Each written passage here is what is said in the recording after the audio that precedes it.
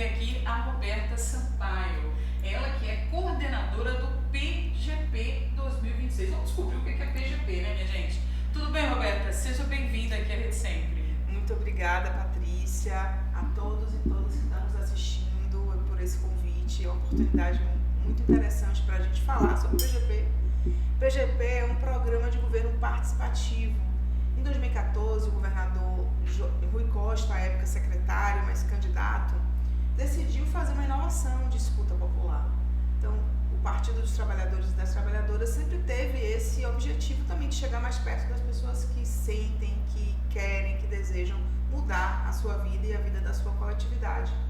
Em 2014, a gente fez a primeira experiência de programa de governo participativo. Então, fomos aos territórios da Bahia, escutamos em plenária e fizemos o primeiro programa de governo também com essa escuta.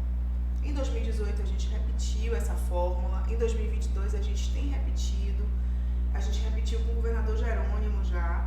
E agora, no segundo mandato do governador Jerônimo, que ele nos convidou para essa tarefa, nós desejamos inovar. O que é essa inovação nesse novo mundo? O mundo tecnológico. Então, a gente, ao mesmo tempo que quer conversar com as pessoas olho a olho, como a gente está aqui nesse podcast, mas a gente entende que tem outras formas de escutar também. Então, nesses últimos dias, a gente organizou um site chamado PGP Digital, todo mundo pode acessar. É um site muito simples, muito fácil, muito dinâmico, pgpdigital.com.br. E lá você pode lançar as suas propostas. O que você quer? Qual o seu desejo individual e coletivo para melhorar o lugar que você vive, a sua vida, a vida da sua comunidade, a vida da sua cidade, a vida do seu país. Então, a gente abriu essa escuta coletiva e fizemos uma proposta de várias etapas de elaboração do programa de governo participativo. Uma delas é o que a gente já começou a fazer nos territórios. A gente foi ao território de Irecê e ao território de Ceabra, na Chapada Diamantina. Este último final de semana nós estivemos no Portal do Sertão, em Feira de Santana, e nós decidimos, portanto, fazer uma escuta. Só te interrompendo, tá certinho lá? pgpdigital.com.br, já podem acessar. Podem acessar. E lá a gente, além desse site, além de ter uma possibilidade de você participar do programa de governo, ou seja, apresentar a sua proposta para o governador incorporar no programa de governo dele, você pode lá clicar num ícone chamado Cadernos Territoriais.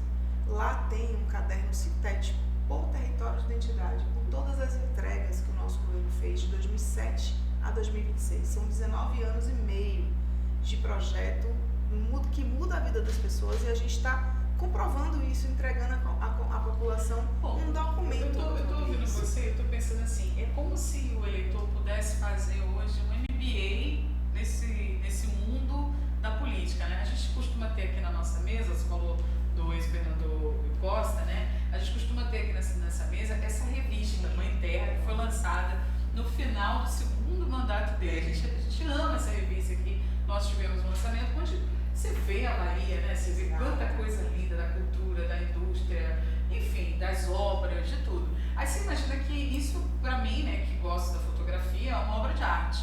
Mas o digital, ele populariza, né? Vai chegar a todo mundo. Qualquer um pode acessar o site agora e não corre o risco também de ficar refém de fake news. Quer saber se o governo fez, vai lá e olha. Exatamente. Então, é praticamente uma transparência absoluta. É uma transparência, é uma prestação de contas. Qual é o objetivo? É a gente dizer à população que o nome do nosso programa de governo em 2026 é Encontros com o Futuro e para o Futuro. Por que a gente desejou conceituar esse programa de governo? Nos últimos, a gente não tinha um conceito, porque nós queremos apresentar à população que o futuro a gente já começou a construir. Mas, ao mesmo tempo, a gente pode projetar mais para frente. Então, a gente já tem um grande projeto vitorioso. Realmente não dá para comparar, né, a Bahia de antes. É praticamente um outro estado.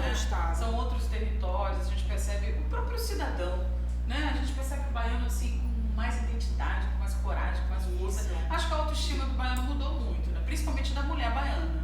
Não sei se quem está em casa acha isso, mas eu acho que as baianas se encontraram, elas não estão mais se achando, né? Porque, assim, a Bahia tá bonita, né? A mulher, por exemplo, que é artesã, nossa, tá um auge, né? O artesanato, inclusive, tá caro, né? Eu tô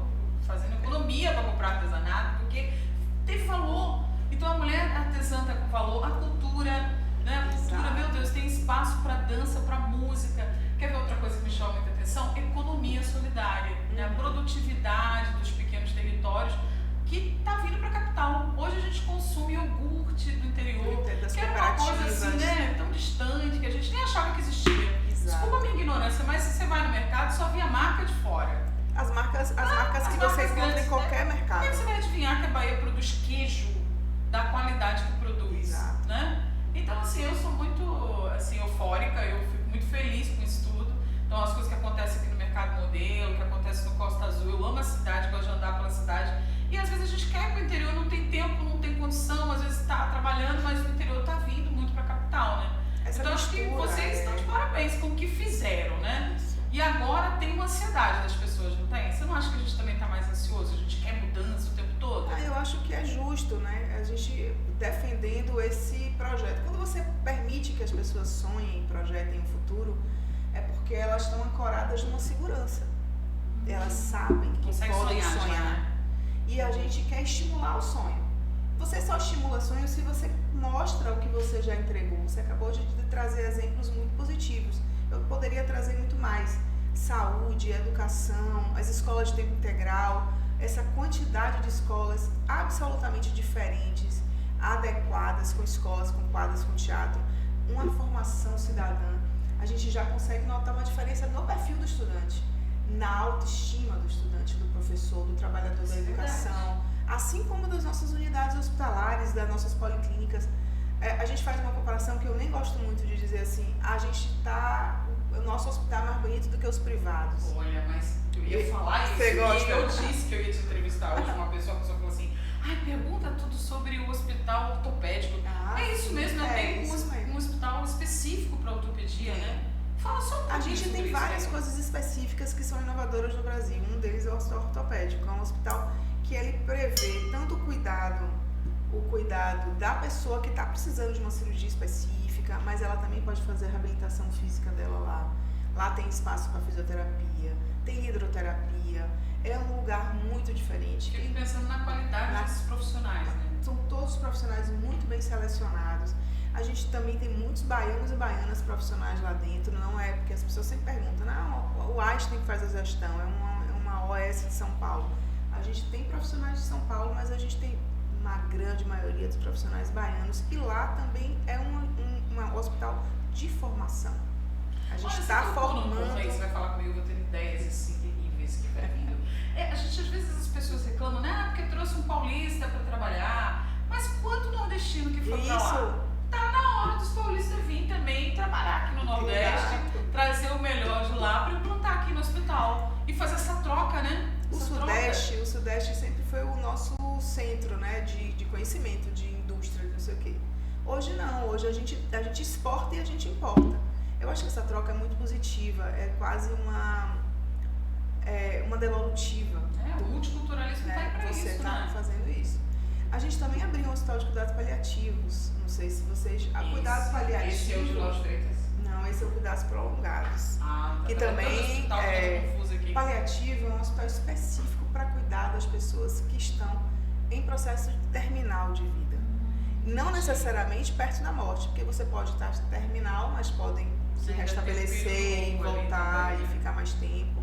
É um hospital que prepara a família e os outros hospitais, é um hospital de formação também, para essa etapa final da vida. O Hospital de Lauro de Freitas é cuidados prolongados, ele é diferente. Ele é diferente porque ele é um hospital que prevê um cuidado para aquelas pessoas que precisam de muito tempo de internamento. Você está dizendo que quase tudo isso aí que você falou surgiram nos PGPs, né? Surgiram nos PGPs. Foram as pessoas, os eleitores, o povo de um modo geral, dizendo o que queria e o que precisava. Quando o governador Rui foi ao território em 2014 e a gente retoma essa escuta e vê o programa de governo dele, a gente avançou muito. Por isso a gente começou a escutar de novo, a gente já percebe uma diferença. Por exemplo, ninguém está pedindo mais escolas. E daqui a um tempo ninguém vai pedir hospitais físicos prontos, vão pedir novos serviços, porque a gente já avançou de maneira tal que daqui a pouco a gente vai estar sustentável nos territórios. Agora o desejo é universidade, o desejo é outros serviços mais especializados nos hospitais que existem. Isso faz parte do processo de pensar o futuro, de pensar e sonhar. Se não sonha, quem tem a barriga cheia, quem tem a escola para estudar, uma unidade de saúde para ir, quem tem uma família mais estruturada. Eu acho que reclamação sobre merenda ninguém escuta mais nesse governo, porque não tem nem merenda nesse governo, pode alimentação mesmo, né? Alimentação, né? Se a gente, é muito bonito ver uma escola que, se você não tem oportunidade, podem assistir. As escolas de tempo integral oferecem comida de verdade, comida da produção da agricultura familiar baiana. Já almocei nessas escolas, né? Maravilhoso. É maravilhoso. Então, assim, comida na mesa das pessoas e na escola garante a continuidade do estudante. Tanto é que nós melhoramos os principais indicadores. O IDEB melhorou. Por que o IDEB melhorou? O principal motivo do nosso baixo do IDEB era a evasão do estudante. Quando o governador Rui Costa identificou isso na análise do IDEB, e o nosso governador Jerônimo era o secretário da Educação à época, eles bolaram um plano. Isso é planejamento puro, é planejamento de gestão. Avaliaram, criaram programas para manter o estudante na escola. Tem vários programas nossos que é para manter o estudante na escola e manter o estudante na universidade. Isso que faz com a redução da evasão diminua e a permanência do estudante fez com que nossos indicadores melhorassem todos. Com comida, com tempo integral, com professores mais qualificados e valorizados também. Então, essa cadeia, esse processo, é um processo que começou em 2007, com o senador e, à época, o governador Jacques Wagner, perpassou pelo governador Rui Costa e candidato a Senado, pelo governador Jerônimo, que foi secretário de Educação e de Agricultura Familiar dos nossos governos anteriores, e agora nosso governador. Então, é um processo que a gente consegue demonstrar com indicadores, com análise, e acabou de sair um indicador super positivo sobre a redução da desigualdade. E só é possível analisar a redução da desigualdade quando você tem um projeto que defenda a redução da desigualdade. Olha, é muito interessante a gente conseguir dialogar com alguém que tem essa experiência diária, tá? Eu estou conversando aqui com a Roberta Sampaio, que é coordenadora do Programa de Governo Participativo desse ano de 2026, que é basicamente um planejamento feito a muitas mãos, com as mãos de todos os baianos que desejarem participar, para os políticos eleitos pelo PT, que irão iniciar mandato em 27. Então, assim, vindo para o lado da política mesmo, para a estrutura política, a gente percebe que vereadores, deputados, senadores, ministros participam dessa construção, né? Junto com líderes comunitários, lideranças de coletivos, mulheres, LGBTs, movimento sindical. Então, assim, praticamente todas as entrelinhas de uma sociedade tão mista como a nossa têm participação na construção desse programa de governo. Isso já é o princípio maior que a democracia tem para nos ensinar, né? Onde todo mundo deve ser contemplado. Um governador eleito, ele não é o governador do lado A nem do lado B, ele é o governador de todos os baianos, né? Um presidente da República, por exemplo, ele não pode governar para o partido dele, ele tem que governar para uma nação. Então isso é muito bacana, tá? E ao mesmo tempo, você percebe um maior aumento do desejo das pessoas em participarem? Você está percebendo assim que ao longo dos anos a participação popular aumentou? Tem várias análises sobre essa sua pergunta, mas eu vou trazer um dado dessas 3 últimas plenárias territoriais que nós fizemos. Nós implantamos uma escuta digital, ou seja, a pessoa que vai para a plenária, ela projeta o seu celular no QR Code e ela ali cadastra os seus dados e ela começa a participar, ela pode propor quantas propostas quiser, a partir dos eixos educação, saúde, indústria, governança, participação. Tem uma infinidade de possibilidades dela participar. E nós fomos aos territórios de Irecê, de Ceabra e do Portal do Sertão nos últimos 2 semanas. Nós estamos fazendo uma escuta com a juventude na tarde anterior da plenária e no dia seguinte a gente faz a plenária para toda a população. Seguimos para outro território, começando tudo de novo, fazemos juventude no turno à tarde, fazemos a plenária no domingo de manhã. Então a gente faz sexta à tarde juventude, sábado de manhã a plenária. Pegamos estrada, vamos para outro território, fazemos juventude de tarde no sábado e a plenária no domingo. Vamos fazer 81 encontros territoriais. Olha, isso Ceabra, eu vou falar uma coisa para você. Eu fiquei com tanta vontade de ir. Eu fiquei aqui assim, tentando agenda. O próximo que você tiver aqui nesse território, próximo aqui da região metropolitana, eu quero participar. Camaçari é o território metropolitano, vai ser o último PGP, 26 de julho, você já está convidado. 26 de julho, eu já vou botar na minha agenda. Porque nós vamos trabalhar 3 meses fazendo planejamento e escuta territorial. E tem outras frentes, tem escutas setoriais, que nós vamos começar nos próximos dias. Mas eu quero falar desses 3 em especial, Patrícia, porque tem nos dado a gente, com a escuta digital, você consegue ter muitas informações. Muita coisa chega previamente, inclusive. Exatamente. Né? Então a gente já sabe que a maioria dos pedidos, das propostas, das pessoas que estão demandando propostas para o programa de governo são mulheres. Uau, isso é uma notícia A grande incrível. maioria são mulheres. A gente sabe qual a cor dessas mulheres, são pardas e negras. A gente sabe a idade dessas mulheres, entre 40 e 49 anos, mas a gente também tem uma participação com os mais velhos e com mais novos, muito interessante. E são perfis diferentes, mas elas se organizam. Então, a gente já sabe, por exemplo, quais são as áreas mais solicitadas. A primeira área mais solicitada de todas as escutas territoriais é a sustentabilidade ambiental. Então, o nosso povo está preocupado com mudanças climáticas, com a desertificação, com acesso à água, com a convivência com o semiárido. Então, é uma novidade para a gente ter a sustentabilidade como uma principal demanda da população. Isso é uma evolução humana, né? Exato. Depois a gente tem saúde, educação, cultura, juventude. A gente decidiu fazer nesse PGP uma escuta com as juventudes. E não são as juventudes partidárias, são as juventudes das diversas nuances fora da bolha dos partidos. Não que não seja importante escutar os partidos, fundamental. Eu sou filiado do Partido dos Trabalhadores há muitos anos. Mas a gente queria ir chegar mais perto daquelas que não se organizam necessariamente nos partidos, mas se organizam nas escolas, nos grupos de cultura, nos grupos de educação.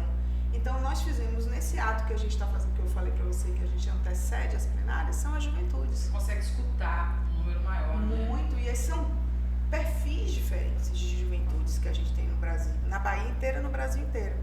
A juventude do semiárido é diferente da juventude da Chapada Diamantina.